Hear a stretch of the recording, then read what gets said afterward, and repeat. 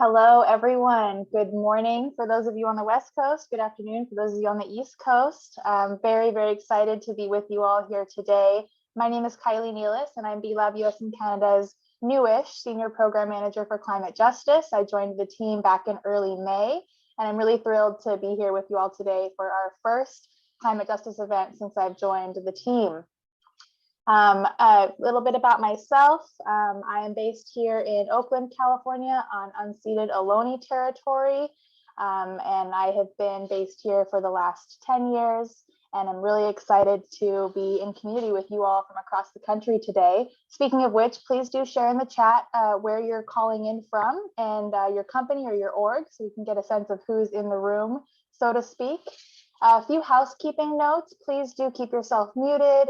Feel free to put questions in the chat. We will have some time for Q&A after all of our speakers share. There is a link to the Code of Ethics in the chat. Please do review that and stay for breakouts if you can. We'll have 10 minutes or so at the end of the call to gather in breakout rooms to share what each other's working on at our companies in regards to climate justice. And now I'd like to transition over to Raj Agarwal, who is president of Provoke, a B Corp and a key partner in our climate justice work. Raj will walk us through our B-Lab US climate justice work to date. I'll talk about some upcoming opportunities to engage, and then we'll hear from our lineup of really excellent and innovative speakers on the work they're doing at their companies. So without further ado, over to you, Raj. Thank you, Kylie. Such a joy to be with everybody this afternoon, this morning. In addition to being a partner, as Kylie mentioned, I'm also the co-chair of the B Corp Climate Collective Climate Justice Task Force. And we've been a B Corp since 2008, and we function as both an activist within the community to help move the B Corp community forward, as well as a consultant to B-Lab on a number of initiatives and working really closely with Kylie and Karen on our climate justice work. Let's go to the next slide. And next slide again. Thank you. So we always like to start off these presentations. We're very fortunate since B-Lab has really launched their B Corp, their climate justice work. We launched an artifact called the Climate Justice Playbook for Business. It's been downloaded over 53, maybe 5,500 times at this point. I often bump into people that have used this document as a document to guide reading their climate action and climate justice work, and we've presented on this over 50 times. So we're just really grateful for the tremendous response we've had from this document that we've created together. And we always like to start off by this quote from Audre Lorde that says, "There is no such thing as a single issue struggle because we do not live single issue lives." So this is all about intersectionality. Let's go to the next slide. And Kylie, I'm going to make sure that I end on time. So I'm here to talk to you a little bit about B-Lab's US and Canada's climate justice work to date. Excuse me. And while I'll be sharing with you the work that has been done, we really want to emphasize that we are on a continued learning journey together. And so while we're sharing this information, this is work that B-Lab US and Canada is doing internally. This is the first time that they've had a dedicated person like Kylie leading this work. So that's how they're putting resources to this work. And Provoke has been a guide, as well as other B Corps through this project. So as I share these things with you, our hope is to come to this with humility. And you'll even see that there have been a number of places where we took some missteps and that we're trying to correct for that now. And that's just a part of the process. So let's go to the next slide and go to the next slide. So our climate justice work today. So in 2019, there was the B Corp Climate Collective that was launched. And this was a group at that point of the 50 largest B Corps in the country that came together that said that they wanted to focus on collective action. One of the most powerful things that I think B Corps can do is what happens when we bring our voices together and launch initiatives together, advocate for things that are important for us. And in the process of the 2019 B Corp Climate Collective, they knew that they wanted to do shared climate work. In 2020, they brought the Climate Collective back together again, and they were really able to make a commitment towards having the Climate Collective focus on climate justice, but they really understood that there was a lot of work to do. And the fact is that they didn't really understand what climate justice meant. And therefore we had to be on a learning journey together, as well as do a lot of a landscape analysis to understand how different B Corps are approaching climate justice. At the same time, you can see that we've done a tremendous number of other efforts, including we had a net zero 2030 announcement with over 500 plus B Corps. That's grown exponentially. We have helped to release the Climate Justice Playbook in January 2021. We've had a number of summits, including the B Corp Climate Summit, that also focus on climate justice. Karen and her team pulled together an entire toolkit for April during Climate Month to really, Earth Month, to really focus on climate justice. So you can see how there's been an evolution of really rooting all of B Corp's Climate Collective's work and B Corp's work in general towards a focus on climate justice. So let's go to the next slide. And so one of the first things that came up was after we met as a Climate Collective in February of 2020, we were obviously hit by a global pandemic. This work was paused for a moment, and then we were able to get together with the Said School at Oxford, as well as some support for some B Corps, and actually move forward on this landscape analysis about excuse me, where B Corps are, and that was what the Climate Justice Playbook for Business was. And so I want to talk a little bit about what the playbook is. So overall, we talk about what climate justice is. We really want to define what this is, really understanding that we're looking at a human-centered approach to climate action, or another way to look at this is how do you apply racial equity specifically to your climate action work, and understanding that climate justice focuses on the most vulnerable people who are most first and worst, most impacted by climate change, and because of their proximity to the issue are most likely to have a solution towards this. Let's go to the next slide. And so, as you know or may not know, there are 3 pillars to B-Lab US and Canada's impact, climate justice being 1, racial equity and stakeholder governance being the other 2. We really wanted to create this document, the playbook, for the purposes of helping businesses understand where other businesses are, demonstrating what meaningful action could be when it comes to climate justice, and encouraging all businesses to reflect on how they could contribute and re-looking at how they've been investing in climate action through a climate justice lens. One thing that we learned was that that most of the businesses that we went to, including the ones that you might think are really ahead on their journey, are really early on their journey. So if that's where you are, you're not alone. Secondly, even though it's called the playbook, it doesn't have a lot of answers. It has more questions, which hopefully will lead to more answers. And then lastly, one of the things that we fell into because we were trying to move through an urgent timeline was we didn't bring in as many frontline voices as we would like. We spent some time more focused on understanding from the businesses that we interviewed what it was like to work with those frontline communities, but not working with them directly. So now we're leading a whole other initiative that Kylie is going to talk about how we're getting those voices incorporated into what we're doing. Let's go to the next slide. And so we understand that the impacts of climate justice are profoundly unjust. Again, how those people most closest, the ones that will feel the impact of climate the most are the ones that have the least degree of responsibility. They are the one, we know that their greatest impact will be on lower income regions. We know that they will have intergenerational impacts, and this affects women and children the most. Let's go to the next slide. And so when we think about, when I said that there's more questions here than there are solutions, I think that the right side of this graphic here is one of the most important things to look at.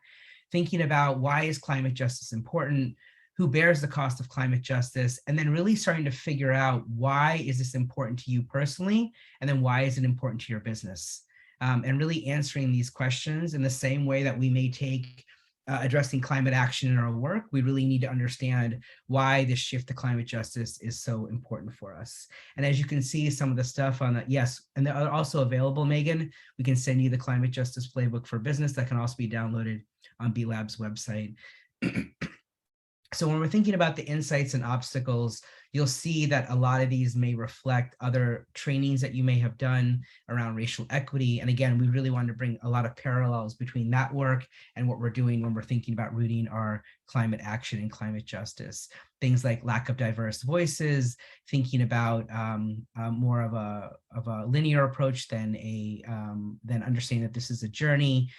Not knowing that there aren't many models when it comes to climate justice for businesses. So what do we do about that? Understanding what our business risk is, and then also shifting the paradigm to who holds the power in these conversations and who's leading these conversations. Let's go to the next slide. One of the things we've really been doing a lot of our presentations on, considering that collective action is so important to the B Lab community, is really thinking about collaboration. In the Climate Justice Playbook, we highlight some different partnerships between, unlike businesses that may be considered competitors, but how can they work together towards advancing climate justice in their community? So we talk about how we as a community can influence our policymakers, how we can work more in conjunction with our employees. That's a form of collaboration. What are the communities that are closest to our businesses, whether we're a local business or a global business? How do we incorporate climate justice activists in a way that isn't, that really centers them in the work and not us for the purposes of increasing our brand? Understanding our suppliers and how we can work with them to develop solutions, because they obviously are getting directly impacted by climate change, and they are a direct source from where we're getting our products. And of course, partnering with other aligned businesses like the other businesses that are on today's session. Let's go to the next slide. And so we talked to the folks at Patagonia. Believe it or not, they too are early on their journey. And it was really great to work with them, as well as Ben and Jerry's, who have different approaches towards doing this work, but you can read more about them in the Climate Justice Playbook, as well as with Pukka Herbs. This is a great group. They are a group, I believe, owned by Unilever in the UK. They're a global tea company, and they work closely with farmers in India, helping to support those farmers and making sure that their supply chains last for decades to come, and have looked to those farmers on advising them on what they need to do in response to climate change. Let's go to the next slide. And so one of the things we love to talk about here is this shifting of a mind. So going from centering your climate action in justice requires a mindset shift. So we talk about going from extractive and exploitative to equitable and regenerative. And a couple of examples here are, how do you go from a one-size-fits-all or a linear deadline and KPI driven, or a command and control and corporate-led mindset, into something that's multidimensional and systemic, intersectional, that talks about both this and that, something that is that understands and has full awareness for the accountability for any negative impacts that our work may do. So even though there are ideas in here and things that you may have done, sometimes those things don't turn out the way that we expect. And how do we take accountability for those? And then lastly, a lot of this is about not thinking that we have the answer, but requires deep listening and collaboration. And how can we solve this together? Again, another reason for us all to be together and really thinking about how we can do that. And one of the things that's not in some of these in the slides is we talk about how a mindfulness practice is really important in helping to understand and making this mindset shift. A lot of people suffer from climate anxiety and not really knowing what to do about the problem. And this is a real opportunity for us to get deeply centered, understanding why this problem matters to us, how it will impact the people that we love, and why this work is important for our business and for for us as a community of B Corps. With that, I think I'm passing it over to Kylie. Great. Thank you so much, Raj, for that. It was really wonderful to have that grounding. Very grateful for your partnership in this work. So where might we take this work next, and who are we learning from? Next slide, please. So one of the first projects that I was looped into upon joining the team back in early May was a series of interviews that we're conducting this summer with frontline climate justice leaders and community organizations. We're engaged in a process right now of very deep listening, and we really are aiming to be very intentional with this and to take our time in hearing from the folks that have been typically left out of these conversations around how to center climate justice. So since June, we've talked to 10 expert voices from frontline climate justice organizations, and you can see them listed here. We've spoken to Indigenous Climate Action in Canada, Movement Rights, which is an organization that works with Indigenous communities here in the United States, Power Shift Network, which is a youth-led organization for climate justice, the Chisholm Legacy Project, a resource hub for Black frontline climate justice leadership, the Association of Indian American Farmers, the Solutions Project, UC Center for Climate Justice, Green Heifer Farms, which is also a B Corp, Navajo Power, which works to scale clean energy solutions in Indigenous communities across the US, and the Equitable and Just National Climate Platform. We have a couple of these left to go. And after we're finished, we'll really be interested in seeing how can we take all of the learnings from these interviews, how can we pull the insights and really, you know, a lot of the difficult pieces too that we're hearing from these interviews of the role that business can play and the role that business should be playing and where we're falling short right now. So we're really excited to wrap these up. We'll be, you know, spending a good portion of time this fall, again, in kind of digesting what we've heard from these folks. And then eventually we'll be turning some of the insights into a second version of that climate justice playbook for business, as well as using it to really set our strategy for 2023. Next slide. So looking ahead, upcoming opportunities for B Corps to engage. Next slide. So we have a few things that we want to highlight for you all today. This is certainly not an exhaustive list, and you'll be hearing a lot more from us over the coming months. But the first one is that B-Lab Global, of which B-Lab US and Canada is a global partner, is embarking on a standards evolution process. And climate's part of that. It's a core part. We do have climate justice included in the standard right now. And right now, they're seeking public comment. So we'd love for as many people on the call that are either at a B Corp, or if you're not at a certified B Corp yet, you can still participate to fill out a brief survey. And we'd really like to have as much input as we can around the need and the importance of centering climate justice in those new standards.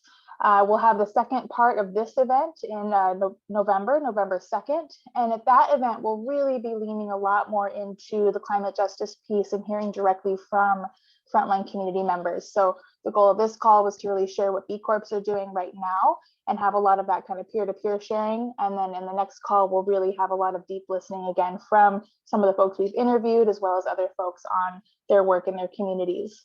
At the end of November, we have the Champions Retreat. I know many people on this call are already aware of the event and have already registered. And on the first day of the Champions Retreat, we'll actually have a gathering of the B Corp Climate Collective. This is open invitation. Any B Corp, any company interested in climate and climate justice is welcome to join. It'll be from 2 to 4:30 on the afternoon of the 29th of November. And there'll really be an opportunity to come together to network, to strategize, and to really, again, engage in some of these peer-to-peer learning opportunities around where we can take the work next. Coming out of the event, we'll have an open call to join some newly launched action groups. So typically in the past couple of years, there have been a series of more formal action groups around the climate justice work. Right now, one of those is still active, Climate Action, and we're interested in launching a couple of others, ranging from policy and advocacy to climate justice. So we'll be putting out a call for interest to join those action groups, as well as a learning journey that we're developing. So I'm working really closely with our Director of Racial Equity to embark on a learning journey in 2023, where B Corps can sign up to start with a 101 course on racial equity and then move into some climate justice related coursework. So we'll do a call for that. And then again, those will run in Q1 through Q2 of 2023 and ongoing throughout the year. Next slide. Great. So without further ado, I'd like to introduce Heather Schrock. Heather will be our first speaker. She is the Director of Environmental Partnerships at Bonneville Environmental Foundation. Heather focuses on developing relationships with all types of entities in her role, including corporations, small businesses, universities, nonprofits, to help them understand their impacts in carbon, water, and energy. Heather comes to BEF with a very diverse background in sustainability, outreach, marketing, and sales. Previous to her role, she was the Portland Regional Manager of the Redirect Guide, a local green directory. And Heather has also served on the boards of Green Drinks PDX and VOIS, Voice for Oregon Innovation and Sustainability. She also has been a professional singer, dancer, public speaker, and a nutritional therapy practitioner. As a Portland native, Heather enjoys the Pacific Northwest for its many outdoor offerings and abundance of fantastic food. Heather, over to you. Thank you so much for the introduction. I get to spend a few minutes with you all this morning doing just a little bit of level setting. It's amazing to see the work that's been done so far by B Corp and the Climate Collaborative. And I get to do the possibly boring and technical, yet necessary and important job of sharing a little bit about the greenhouse gas protocols framework for calculating your greenhouse gas emissions, because what is a climate action plan without the baseline of understanding your impact? So this may be repetitive for some of you, but I understand that many of you are also new to this journey, and this might be information that you don't have just yet, and hopefully it'll be valuable for everybody. While this part might not have the multidimensionality or the intersectionality of a holistic climate action plan that centers justice, it's still a crucial part of the journey to understand your impact. Next slide, please. So this is the most widely accepted and utilized framework for calculating your greenhouse gas emissions. This is from an organization called Greenhouse Gas Protocol. And calculating your emissions requires calculating 3 scopes. Looks like the numbers somehow dropped off of this slide, but they are in order from left to right: scope 1, scope 2, and scope 3. And basically scope 1 is those direct emissions. So these are emissions that come directly from your operations, whether those operations are owned or in your control. So this would be, for example, an airline. They own those airplanes, and so the fuel burned by the airplanes is their scope 1 emissions. Scope 2 is kind of its own little category in the middle there. It is indirect purchased electricity. This is usually a very good place to start because it's low-hanging fruit. It's typically not too difficult to get your electricity usage.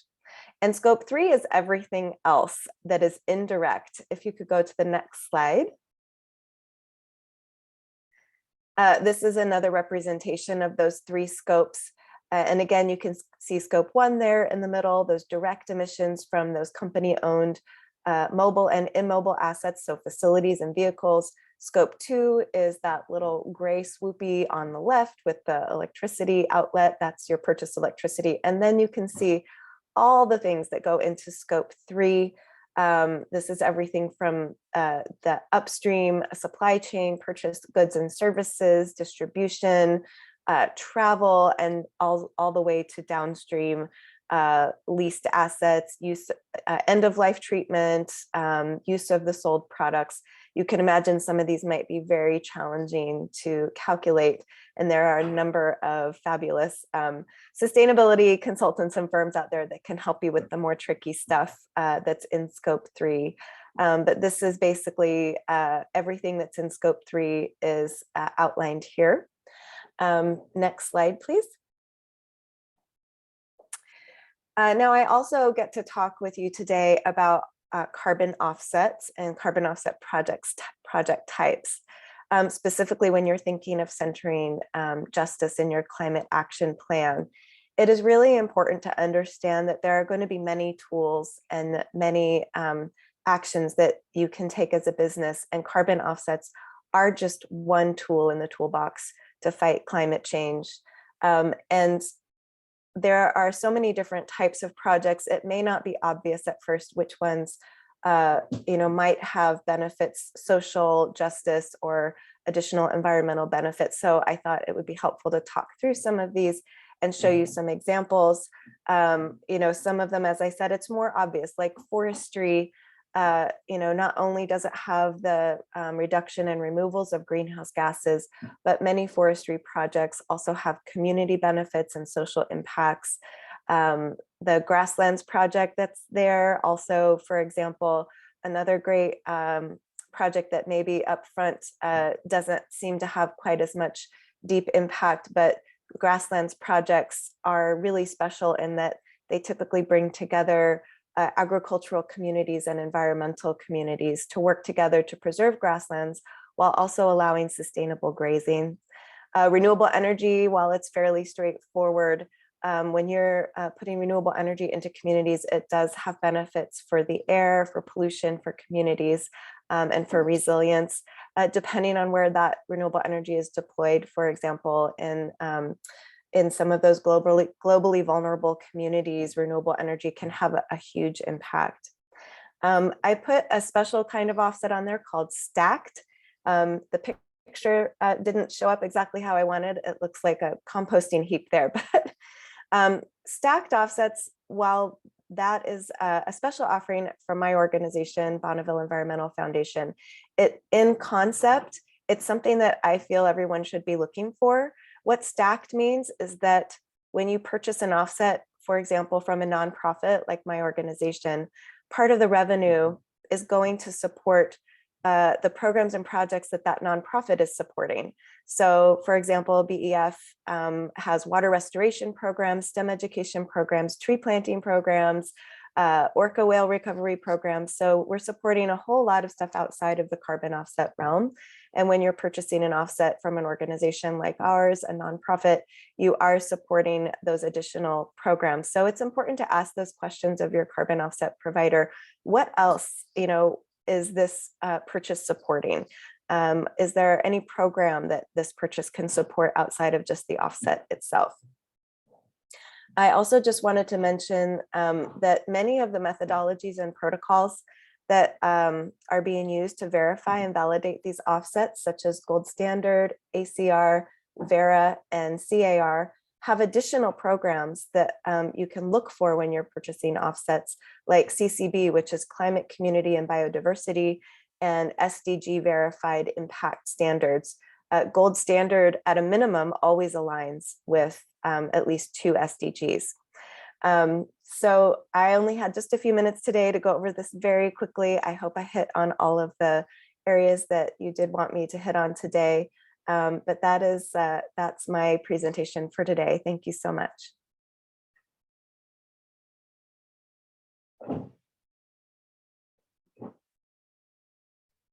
Thank you so much, Heather. Really appreciate you joining us and level setting us in net zero and some of the offset options. Next up, we will hear from Melissa Wilson-Becerril of Cooperative Coffees, and she'll actually be joined by Freddy Perez Zelaya, who is Head of Technical Assistance at COMSA, which is a fair trade and organic coffee cooperative in Honduras.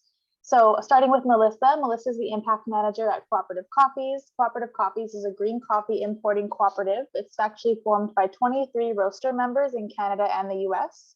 Melissa is scaling the work of measuring the carbon footprint and compensating farmers for their environmental services. Previously, Melissa managed coffee supply chains and public-private partnerships for Impact at Fairtrade USA, and Melissa is a promoter of cooperatives, supporter of responsible business, and champion for smallholder farmers across Latin America and South America. She believes economic justice is the basis of true environmental sustainability, and she can be found spreading this message anywhere from industry events to university classrooms. So Melissa will share a little bit more about Cooperative Coffees' work, and then we're really lucky to have Freddy able to join us after Melissa to share more direct experience with some of the projects on the ground in Honduras. And Melissa at that point will be doing some translation for Freddy from Spanish. So without further ado, please take it away, Melissa. Thank you very much, Kylie. Thank you all for having us here today. Both Freddy and I are very excited to be sharing about these efforts with this community. I have a few slides, so I think if we can go over to the next one. Just a quick overview so we can position ourselves. As Kylie mentioned, we are a cooperative.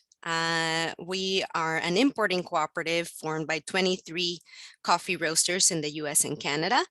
And we really live by our mission and values. We are very fortunate in having this business model as a cooperative formed by like-minded roasters who share goals of climate justice and sustainability for us to be able to do all the work we do. We are a small organization, but we have a relatively large impact based on our size. Coffee is, of course, a colonial product. It's a commercial product that came of age in the times of transatlantic trade. It has that history of human trafficking and extraction. And it also grows in the tropical regions of the world at elevation. It is very susceptible to changes in temperature as well as changes in rain patterns and sun. For us, we exist to do things differently in the coffee industry. We really believe that the basis of sustainability is long-term relationships and mutual understanding. So 100% of our coffees come from relationships that are 3 years or longer. 96% of them are from relationships 5 years or longer, and 70% of them are relationships 10 years or longer. For all this work, we were recognized by the Specialty Coffee Association, which is the top trade organization for specialty coffee in the world, with the Sustainable Business Model Award in 2020. Next slide, please. I just wanted to send some recognition over to our members. This is where they are located and the list of members. 11 of our members are also B Corps, and you can learn more about all our members in the link in this slide. Next slide, please. This is an example. The graphic is a little out of date. It's from 2020, but it is an example of how we live our values. Our core values as listed there. One of them is truth and transparency, and we always strive, as an example, to always be the most transparent party in the room. So if you want to know what our costs are, what our margins are, what prices we pay farmer organizations, that is definitely all information that we can share. Of course, we only share information that belongs to us, not information that belongs to farmers or their organizations, unless we have permission to share it. So for our last fiscal year, which closed in June 2022, our average FOB price paid to farmer organizations was $2.92.5. Next slide, please.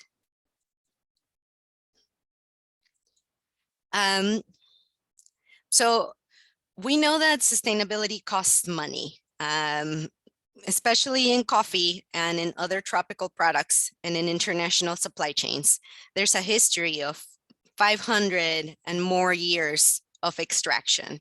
You would basically need 500 plus years of good prices for these communities to recover all that has been taken out of them. Because we understand that we play a role in this, but we are not the solution,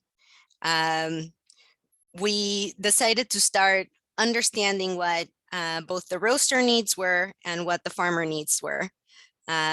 So consistently, the most important pressing need on the agricultural side was climate change mitigation. And we also understand that since sustainability costs money, we needed to put money towards these efforts. We started our impact fund in 2015, and our roaster members contribute 3 cents of every pound they purchase towards projects there. The fund was originally started to respond to a coffee fungus called coffee leaf rust. But with the needs identified as climate change, the fund is currently focused on regenerative agricultural practices and reforestation efforts. So you can also see further information about our work by following those links. Next slide, please. So we know that smallholder farmers, small producers of organic coffee are not the cause of climate change, but they are geographically and economically positioned to bear the brunt of its negative impacts. We believe that they are a part of the solution if we empower them and listen to them in order to be able to take action. Now, empowerment is defined by the World Bank as having the access to information and resources to make a choice and have that choice effectively have the impact that you want it to have. So for this, we decided to launch a project by partnering with a series of organizations. We partnered with the Cool Farm Alliance via Sustainable Food Lab to adapt one of their modules, the perennials module, to measure the carbon cycle in agroforestry systems, particularly in coffee, in a way that was adaptable to the smallholder farming context, which is an economy of small scale. We also partnered with Root Capital, which is a lender for these small producer organizations, and the Chain Collaborative, both of which are 501c3 nonprofit organizations, and presented a proposal to the IDB Lab, the Ecomicro working group at the Inter-American Development Bank, to pilot this adaptation of the Cool Farm Alliance's Cool Farm tool in coffee farms, and translate that information both into practices on the ground and into a premium for companies to be able to make claims around carbon neutrality. To recognize the carbon sequestration efforts that farmers are already doing in their regular activities, and also be able to increase that rate of sequestration. At this point, we are nearing the end of our pilot project phase. It closes in January of next year, and we are looking forward to scaling as a next step for us to reach as a cooperative carbon neutrality by 2025 and open up opportunities for the rest of the industry, the coffee industry, and anybody working with smallholder farmers to be able to participate. The pilot has been done with the 6 producer organizations listed at the bottom of this slide. Senfro Café, Norandino, Pangoa, and Soli Café are in Peru, and we have Manos Campesinas in Guatemala, and Café Orgánico Marcala, COMSA, in Honduras. So next slide, please. I'm going to turn it over to Freddy here. Freddy is the head of technical assistance for COMSA and operates their model farm, Finca La Fortaleza, the Strength farm.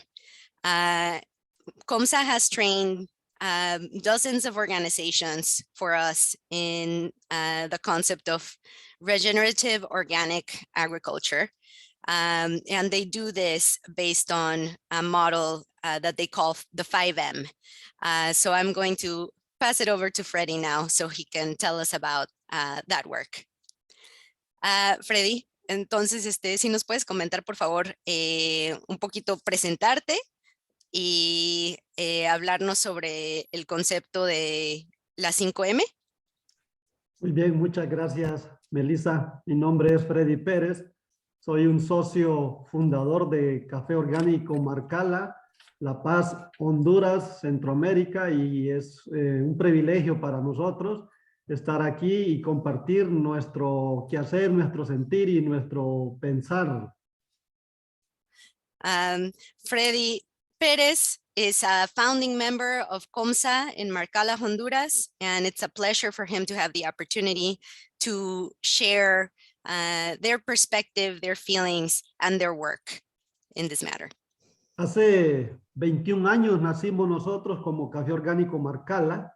Antes éramos productores de la agricultura de la muerte, y gracias a que entramos a la agricultura orgánica, entramos al comercio justo, estamos aquí ahora con una forma diferente de hacer las cosas, una nueva forma de pensar, una nueva forma de vivir.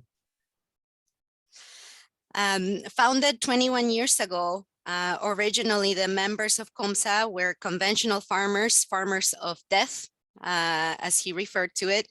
They were fortunate to transition to organic agriculture through community efforts and also join the fair trade movement. And that opened new ways of thinking and living. En el camino hemos encontrado muchos amigos, muchos aliados, donde nos han enseñado a pensar, nos han enseñado diferentes tecnologías, y una de estas es estas 5 M's, que son las energías para producir alimentos nutracéuticos, decimos nosotros, que son alimentos que nutren y que curan, basados en estas energías de la microbiología, energías de los minerales, energía de la materia orgánica, que son las básicas para producir moléculas vivas y alimentos saludables, alimentos con vida. Through our work, we have found many friends and allies along the way who have taught us new ways of thinking and new technologies. And one of these new technologies is the concept of the 5M, which are energies needed to grow nutritious food. These are minerals, organic matter, live molecules, and other items which are necessary to make nutritious, healthy products and healthy soils. Lo más bello sobre todo es que estas energías, estas herramientas las tenemos de gratis. No las debemos de comprar, ni las tenemos que comprar, porque están de gratis. Y eso es de lo más bello. Y Dios nos ha dado esa 5ª M, que es la materia gris, para poder nosotros hacer con estas energías, con estas herramientas, para producir nuestros alimentos, como lo dije anteriormente, nutracéuticos, que nutren y que sanan, porque actualmente nos estamos alimentando con productos que están contaminados con veneno y están totalmente desmineralizados. O sea, tenemos que nosotros hacerlo de esta forma, y estamos muy seguros que la única forma de producir nuestros alimentos es a través de esta agricultura orgánica, de esta agricultura con pensamiento, de esta agricultura evolutiva. The most beautiful part about all this is that all these tools are a gift from nature. They are all free. And thanks to God, we have organic matter, which makes it all work. The human ingenuity that goes into it is what allows us to grow products that nourish and heal versus products that poison us in processed foods. We are very happy to be participating in an organic agriculture with deep thought behind it.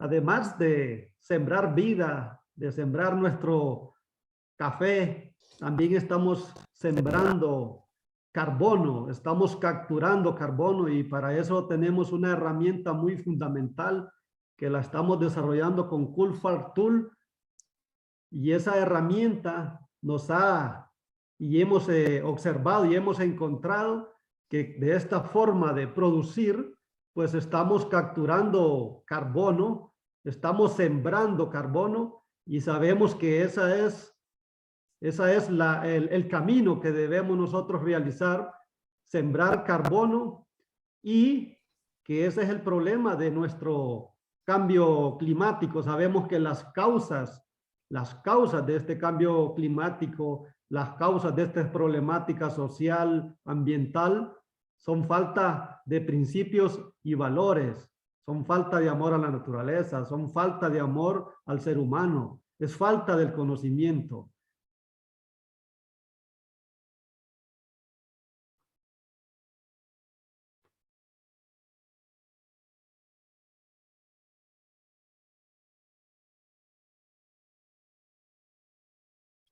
I think we might have lost Melissa. I'm Oh, back. there she is. Sorry, Okay, it just dropped off for a second. Okay, great. Ok, Freddy, me quedé sabemos que el problema del cambio climático no es de nosotros.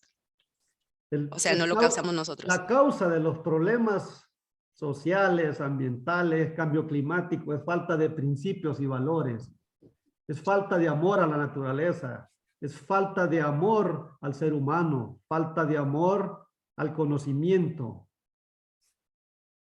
El tiempo industrial nos ha llevado a un amor a lo material y por eso tenemos estos problemas y nosotros somos una propuesta ahora, una propuesta gracias a que entramos en este mundo justo, en este mundo de la agricultura de vida, a través de organizaciones como Cold Coffee, que nos están siempre animando para que sigamos adelante. Entonces, somos una propuesta de vida, somos una propuesta de siembra de vida y siembra de carbono.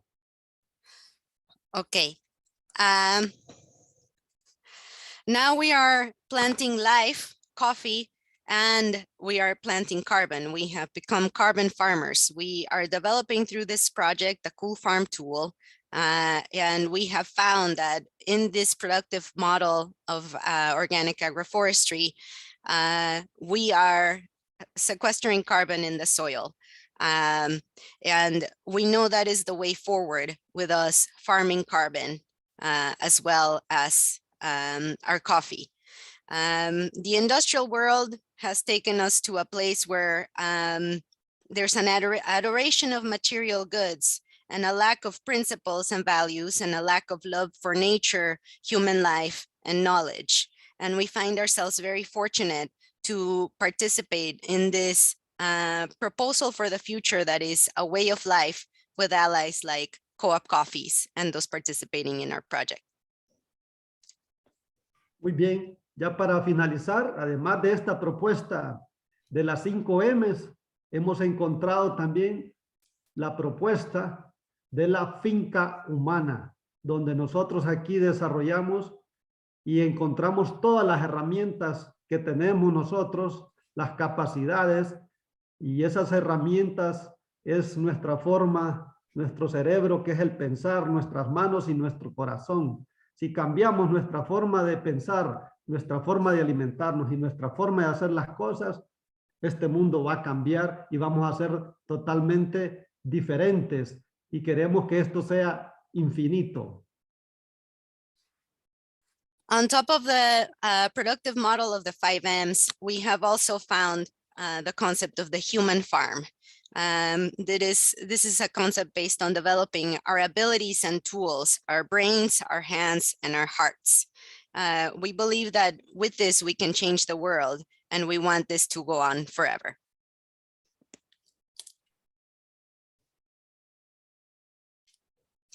Listo. And that's it for us.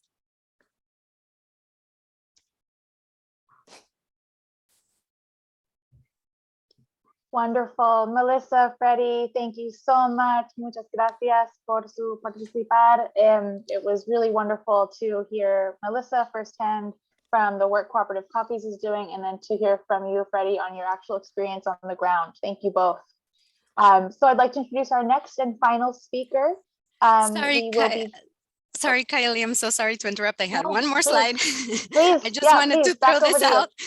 I forgot. I mean, there's a QR code. I believe the slides are being shared after, but if you want to learn more detail about our work, it's certainly available on our website, and we hope to be sharing that with the B Corp community at the Champions Retreat. Wonderful. Thank you for that, Melissa. And I'm just making sure we get the link here. We will be sending out a follow-up email with resources per speaker. So we'll make sure to get that out to folks afterwards too. Great. So without further ado, we'll move over to our final speaker, Francis James. Francis James joins us from a Beneficial State Foundation, where he serves as the Industry Relations and Partnerships Director.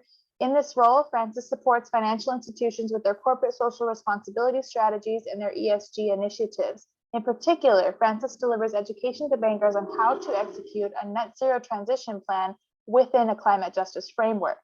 Prior to joining Beneficial State, Francis was Associate Director at the International Living Future Institute. At the Institute, Francis led the development of a social equity in the workplace organizational assessment framework branded as the JUST program.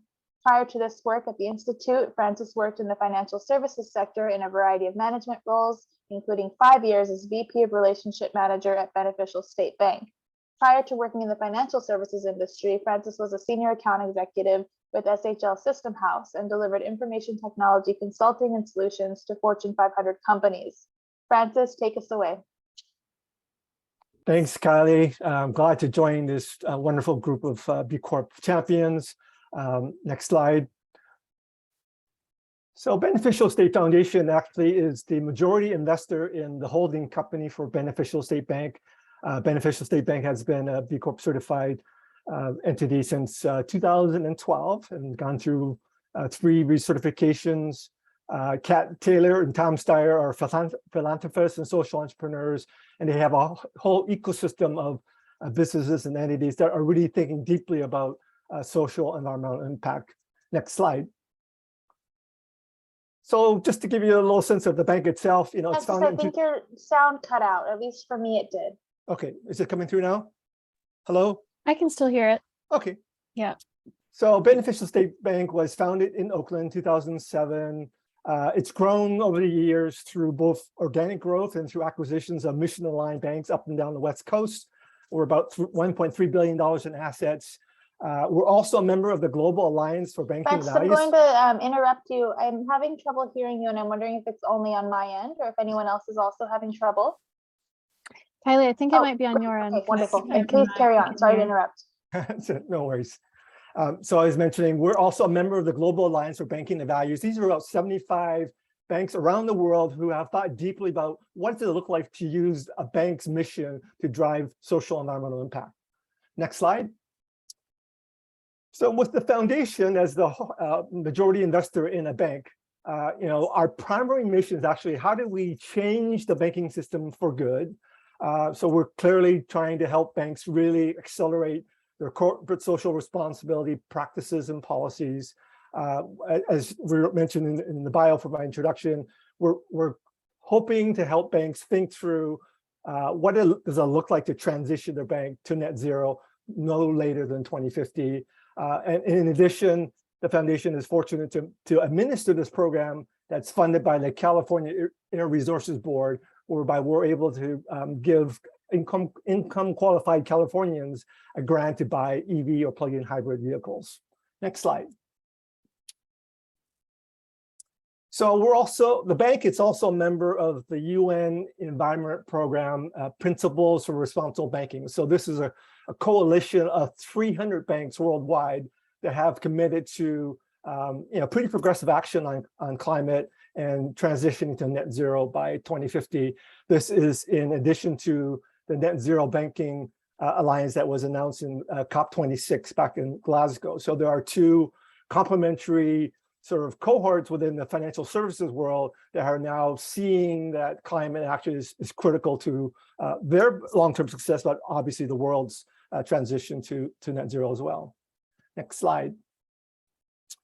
So to give you a sense of what the foundation is doing, last November, we were invited to speak to the Western Bankers Association. This is a 13-state cohort of bankers. And they're really trying to understand what does it look like for individual banks to start making a transition to net zero along all 3 scopes. And move the next slide. So what we did was that we did that initial sort of introduction to climate action in November. 1 month later in December, we did the part 2, which is Road to Climate Justice. So in all our work, we're pretty explicit in saying we cannot do climate action training without actually weaving in and really integrating what it looks like to embed the whole principles of climate justice into this work. Next slide. And in 2 weeks, we'll be partnering with bankwebinars.com. So this is what we call the on-course learning platform. Most bankers in America will actually log into one of these major platforms to go through their required compliance training programs. It's usually at least 12, 13, 14 different courses throughout the year, which are mandatory. You have to do this as part of your regulatory compliance procedures. So in 2 weeks' time, we'll have on both October 11th and October 12th, 2 one-hour webinars, which builds upon what we did with Western Bankers. But you can see on my last sentence here for the description, right? We're providing a blueprint for how bankers can execute a just and equitable transition to a net zero economy. So we're very deliberative about how we frame, position our advocacy work around climate action. Next slide. So Raj already gave us some definitions in terms of how we talk about climate justice. So we always, in our presentations, this will be a typical slide. And again, the last sentence kind of really clarifies, right? Climate justice places people and equity at the center of climate action plans and advocacy. Next slide. So what we are telling our audience and our bankers is that, you know, if we don't do this transition well, we're going to exacerbate all the inequities and inequalities we see in our world, whether it's in the Northern Hemisphere or the Southern Hemisphere. We cannot tackle the climate crisis without truly addressing the global inequality crisis. They're interlinked, and we must think holistically and broadly. Next slide. So, you know, and speaking directly to banking leaders, right? We can certainly tell them and talk about what does it look like to decarbonize our loan investment portfolios. But if we think so narrowly, we're never going to really truly solve all the issues in front of us, both socially, environmentally, and economically. So what we're telling them, if you have a very narrow, only an environmental focus, right, we will potentially exacerbate inequities, will blunt our good efforts, and potentially do unintended harm. So we're very explicit. Climate and justice are fully interdependent. Next slide.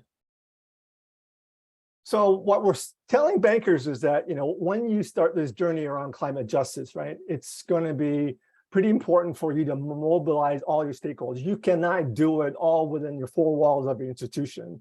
You're going to have to galvanize your customers, your NGOs in your community, your regulators, society at large, to reimagine how banking can be done differently over the next 10, 20, 30, 40 years. Next slide.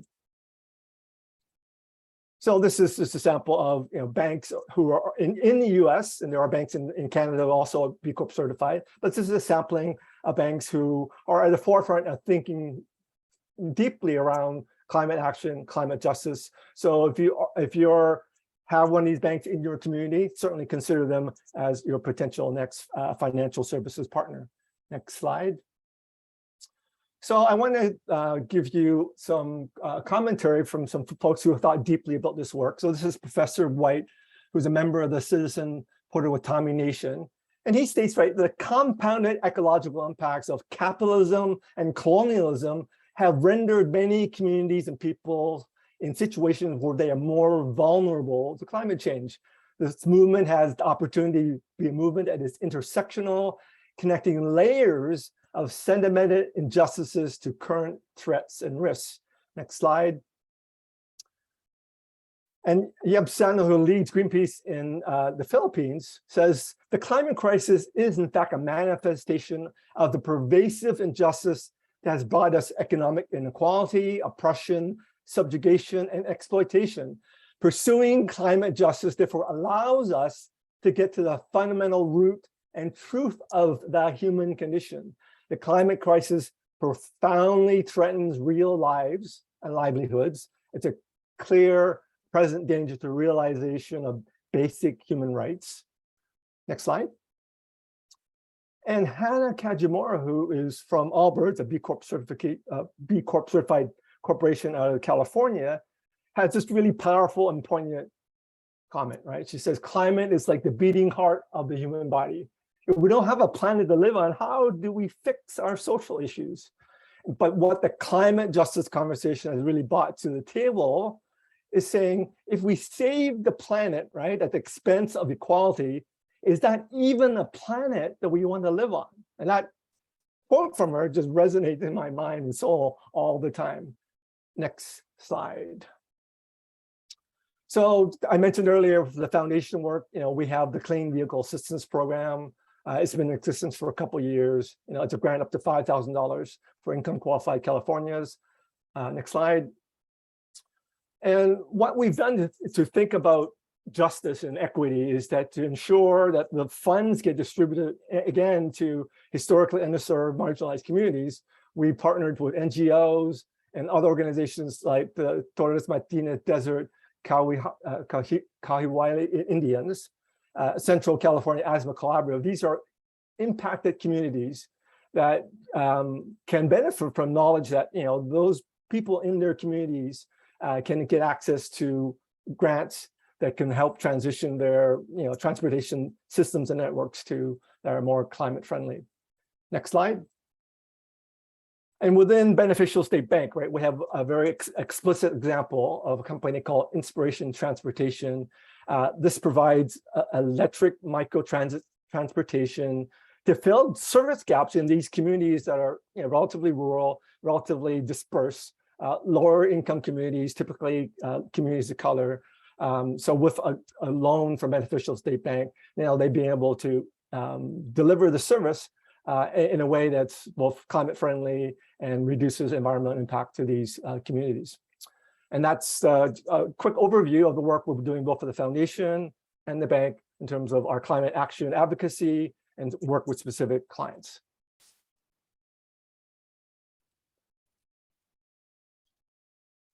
Wonderful. Thank you so much, Francis. That was incredible. Really, really wonderful overview of Beneficial State Foundation's work, and just, kudos, because centering climate justice in an industry like banking, I know is not an easy feat. And so thank you so much for all of your work. And apologies for the interruption at the beginning there. My sound on my headset cut out and I wanted to make sure everyone could hear you. So at this point, we'll have some time for Q&A. Any final questions anyone has? I'd encourage everyone to please drop them here into the chat. We do have about 10 minutes for Q&A, and we have a couple questions that have come in already. So I'll go ahead and pose these, and then as folks start thinking of other questions, again, you can just drop them in the chat. So the first question here is for Melissa and Freddie, and it says, does Cooperative Coffees partner with companies to sell coffee products? Great design from the QR code. Love the visual learning experience. Thanks so much for your presentation. So Melissa, do you want to speak to Cooperative Coffee's work in terms of partnering with companies to actually sell the coffee that's being farmed by Freddie and other partners? Yes, so we are owned cooperatively by 23 roasters. So they guide our purchases. We buy green coffee and sell green coffee in the market. So we would sell that to a manufacturer, a roaster. Sometimes those sales are to another importer, and we certainly do sell from our spot list to roasters outside our members. But our business model is focused on long-term relationships, so we work very differently from the average coffee importer. We make commitments ahead of time of how much coffee we're going to buy, rather than having it here and selling it off a list. Our roasters are defining what their needs are going to be, and then we go and contract that with COMSA and our supply partners. Great, thank you, Melissa. And this question for Francis. Francis, are you seeing banks in the crypto space adopting more triple bottom line practices than traditional financial institutions? Yeah, there's certainly a lot of interest in terms of what banks are doing in the crypto space. There's been obviously a lot of controversy in terms of how energy intensive the crypto marketplace has been, and all the banks that we have the deepest relationships with have been in the sort of what we call the CDFI space, those who are working in low and moderate income communities. We're working, of course, globally within the GBV, and then, of course, all our B Corp partners in the banking space as well. So, none of these banks that we are in relationship with have been doing a whole lot of work in the crypto space. So I don't think I can add any perspective insight in terms of how that will evolve. I know that there are folks who are associated with Tom Steyer and Kat Taylor and their kind of equity investment arm have been looking about what that implications are. But at the foundation, the bank level, we haven't done a lot of work in that area yet.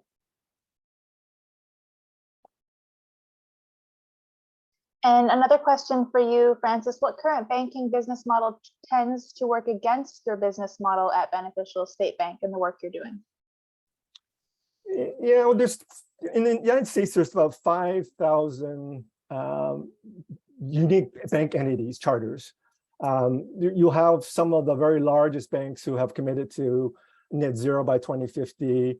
They have pretty robust corporate social responsibility ESG departments to kind of drive that. You know, the reality is that we have to see some tangible proof from them that, you know, they're going to delineate what the transition paths look like across their carbon intensive sectors in energy and oil, you know, for over the next 8 years to 2030. So we need to see the, you know, the proof that they're actually going to be able to decarbonize their portfolios. For the, again, the smaller mission aligned banks, you know, I think we're doing really good work in terms of making sure that we're not doing any exploitative or extractive work. But for the vast majority of other banks, you know, they still need to get away from their traditional model of philanthropy and sort of volunteering efforts and really accelerate what it looks like to be part of the climate action conversation. So there's still a lot of, I guess, not necessarily resistance action, but they need to get a lot more education in terms of why over the next couple of years they need to accelerate their efforts around climate. It's still, the knowledge is still at its infancy level. Great.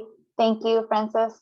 So one more call that has come in here, and I'm going to kick this over to you, Melissa, and Freddie, if Freddie's still on. So can you talk about the current opportunities available for small farm partners to do carbon farming for a premium?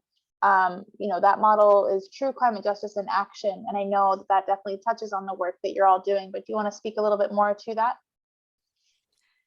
Freddy, te voy a incluir en la respuesta, pero la pregunta es básicamente si podemos hablar sobre cómo funciona la prima, porque es un modelo muy directo de justicia climática. Okay, so we are measuring as a co-op what our footprint is, those 3 scopes of emissions. We have a tool to measure that with our roasters all the way to our suppliers. So that's the first step, understanding what our footprint is. Then we have this pilot project that's coming up to a conclusion, and of which we have results that we hope to present to all of you in the next month. This pilot project is to measure the carbon dynamics at the farm. So the Cool Farm tool is cool in the sense that it not only measures carbon sequestration, but it also identifies emissions. So our model includes both opportunities for emission reduction as well as opportunities for sequestration increases. So then it's twofold. Well, from that data, we generate a premium. So we're not calling them carbon credits, and they are not offsets. It's within our supply chain. We are looking for carbon neutrality as a whole system. It's a premium for the farmers' environmental services that they are already performing, that we are already measuring, and partnering with organizations like COMSA, and in a very major way, to also define what the practices and interventions need to be to increase the rate of carbon sequestration, which in turn also increases the earnings potential for farmers. Freddy, más o menos les conté de que en COP Coffees estamos midiendo nuestras emisiones en toda la cadena, y de ahí piloteamos la herramienta para entender la dinámica de carbono en las fincas. Ahora nuestro modelo se enfoca en reconocer el trabajo de los productores y también en desarrollar las prácticas o el paquete de asistencia técnica con organizaciones como COMSA, de cuáles serían las intervenciones para aumentar la tasa de captura y a la vez la tasa de ingresos por carbono. Sí. Esta herramienta nos ayuda, nos identifica cómo nosotros estamos en nuestras unidades productivas, logrando la captura de carbono y reduciendo las emisiones. Y con esta prima que nosotros obtenemos, seguimos aplicándola y la distribuimos en diferentes partes, en la unidad productiva, en la finca humana, donde en nuestra unidad productiva debemos seguir nosotros nutriendo, protegiendo y sembrando muchos árboles para que también sigamos capturando y mejorando nuestra forma de producir nuestros alimentos.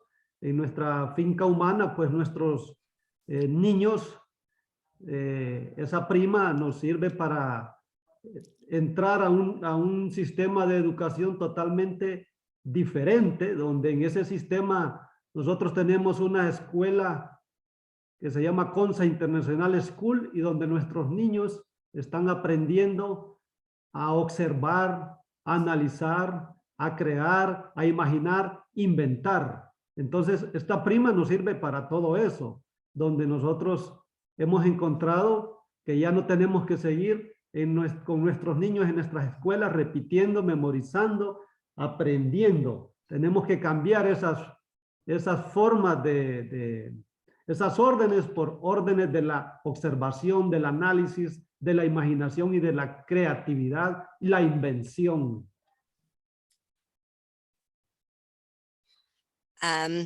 And Freddie is adding that the tool gives us the data on carbon capture and carbon emissions. And then the premium allows them to invest in the whole concept of the human farm. So it includes the concept of planting trees and nourishing soils and those on-farm practices. But the human farm also involves investing in our children.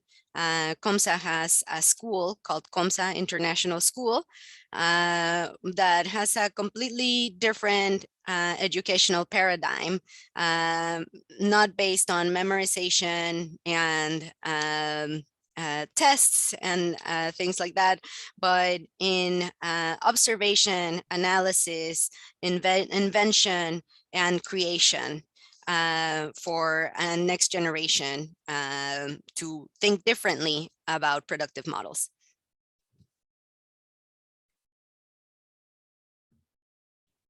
Thank you so much, Melissa and Freddie. I really appreciate those responses. And Melissa, kudos to you. You're getting a lot of praise in the chat for your translation capabilities alongside presenting. So thank you so much. We do have a couple more questions, so we'll take a couple more and then we will break into some breakout groups just for 10 minutes, give up folks an opportunity to share with each other what their companies are working on in regards to climate justice and do some intros. So not too long, and then we'll wrap up just before the top of the half hour. This question is for Francis, and it says, have you heard of the Crypto Climate Accord? The UN has partnered with them. Is there any interest opportunity for Beneficial State Foundation and or B Corps to see this as a way to get back into the Paris Agreement since the former president of the United States had the US removed? Francis, do you want to take that?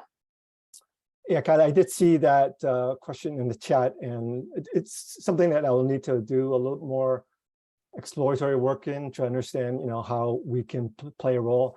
As I mentioned, we are signatory to the UN Principles for Responsible Banking, so I'm sure that collective and cohort will be very interested in seeing how we as an entity can, play a meaningful role. But I'm glad I got that link, and we'll definitely take a deeper look at it. Great, thank you. So I have one more question that's come into me in a private chat here, and it's for all speakers. So I'd love to give Melissa, Francis, and Freddie all an opportunity to answer it. And the question is, thanks so much for sharing. This has been so inspiring and wonderful to hear about your innovative work. Can you all share one final kind of challenge or hurdle that you've encountered in your work in centering climate justice and working towards climate justice? If you had to lift up one hurdle you faced and continue to face, what would that be? And Melissa, maybe you want to take it first, or Francis, with whoever has an answer.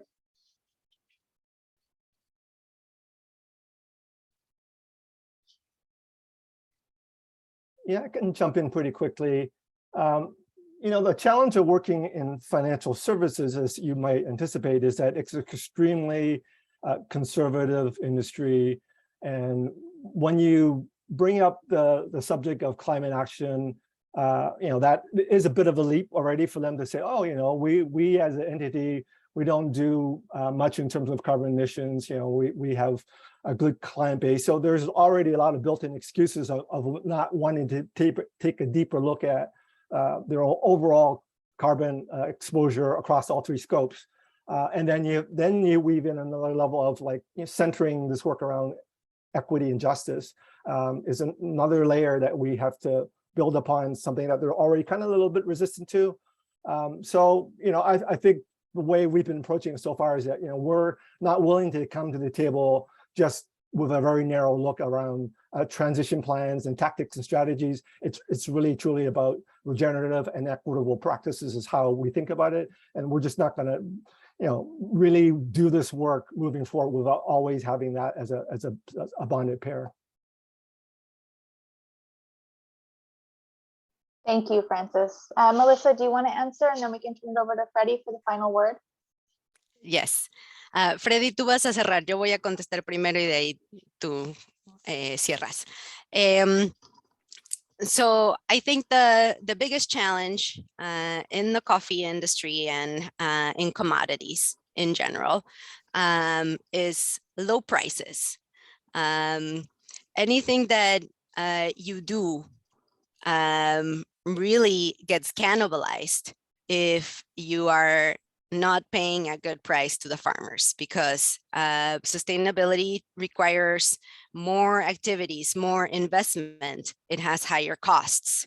So if the price is not meeting the cost of production and not meeting the basic needs of the family unit of a smallholder farmer, then corners will be cut. And that has a negative impact in our efforts. So Co-op Coffees, like I said, is a small buyer, but we really want to be the vanguard in the coffee industry and show, propose models that work within this industry that are just and that achieve the impact that we're all trying to have. Okay, Freddy.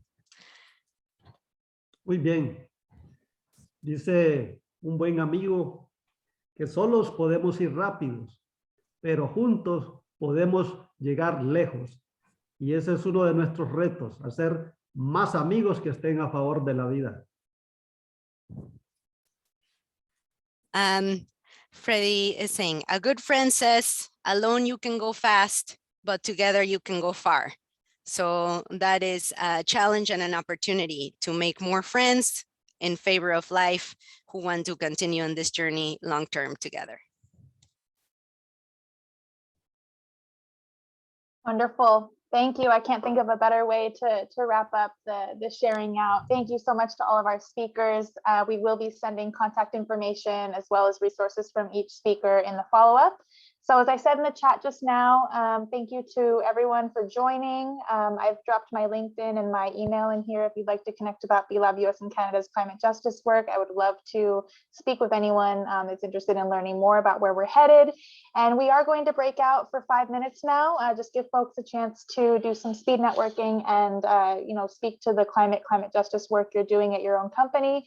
I know many folks do have to drop off and might not be able to stay for the breakouts, but if you are keen to do that, we'll go for just 5 minutes and then come back together. And Karen, many thanks to Karen for helping run the tech and helping run the Zoom, will be breaking us out. So see you all soon.